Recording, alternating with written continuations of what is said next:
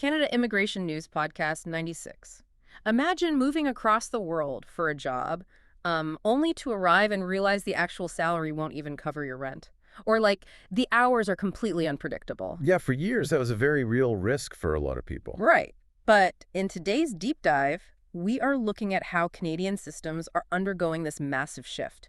The underlying theme across all the recent updates we're looking at is, well, a transfer of risk, moving the burden away from you, the newcomer, and placing strict accountability squarely on employers and the government itself. And we are seeing this structural shift start right at the provincial level.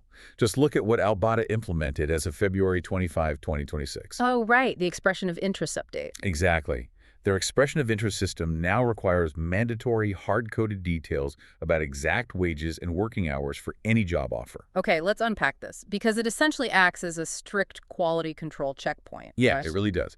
If an employer leaves those fields blank, your profile is immediately rejected by the system. Wow. So if the employer doesn't put their cards on the table up front, the application is just dead on arrival. Right, it closes the loophole on that classic bait and switch. Yeah. Previously, VEOI offers allowed some employers to promise full-time stability, but, deliver exploitative part-time hours once the worker actually relocated. Which is just devastating when you've moved your whole life. Completely. By forcing employers to legally commit to these metrics in the provincial portal, Alberta is guaranteeing that these pathways actually lead to livable wages.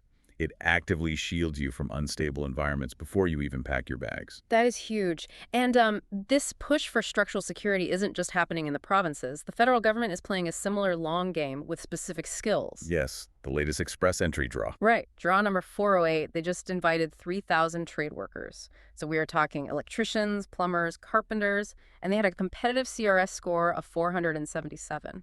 And a score of 477 is highly notable here.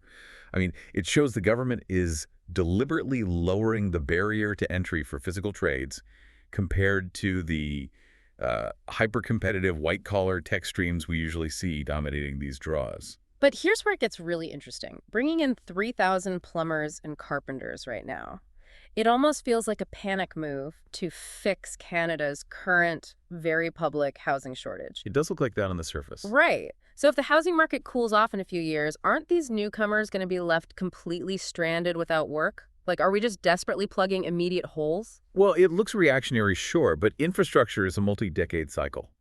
I mean, Canada isn't just framing houses. The country is currently overhauling its entire green energy grid. Oh, right, and the massive public transit expansions, too. Exactly. The government is offering a fast-track pathway to permanent residency because these specific physical skills form the permanent economic bedrock of the country. You aren't being brought in for a temporary gig.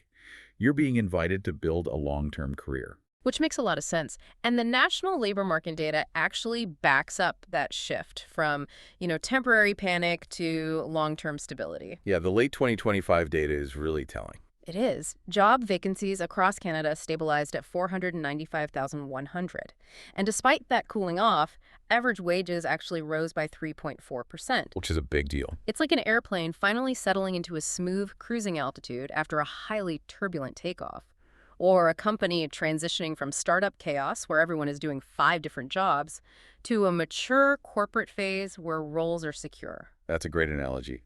During the acute labor shortage of the past few years, employers were throwing all their capital at frantic recruitment just to get bodies in the door. Just desperate for anyone to work. Right. But now that vacancies have steadied at around 495,000, the market has balanced out. Employers are shifting their budgets from desperate hiring to employee retention. So they have to pay more to keep people happy. They literally have to raise base pay. Hence that 3.4% increase to keep the talent they currently have. For you, this means a job hunt where employers are strategically planning for your long-term growth, rather than just plugging an immediate hole in their schedule. That is so much less chaotic for someone looking for work.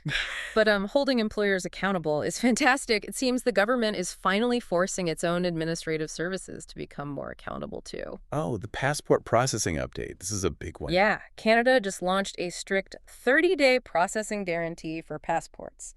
If you submit a complete application and it takes longer than 30 business days, you get an automatic full refund of your fees. Yep, a full refund. So what does this all mean for someone's daily life? I mean, how does a refund actually fix a bureaucratic backlog? Well, it introduces financial skin in the game for the bureaucracy. A Hmm. delayed passport isn't just a minor annoyance for you. Definitely not. It can completely ruin plans. Right. It means lost income, missed international work commitments, or canceled family visits.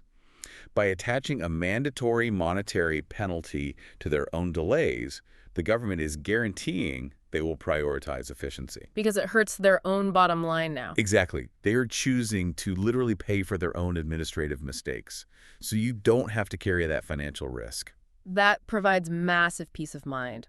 It really leaves you wondering if we are finally entering a new era where the Canadian immigration machine views you as a permanent, valued stakeholder rather than just a quick economic fix. It definitely feels like a permanent shift away from that old volume-based approach. Yeah, a shift towards strictly prioritizing job quality, life stability, and true government accountability.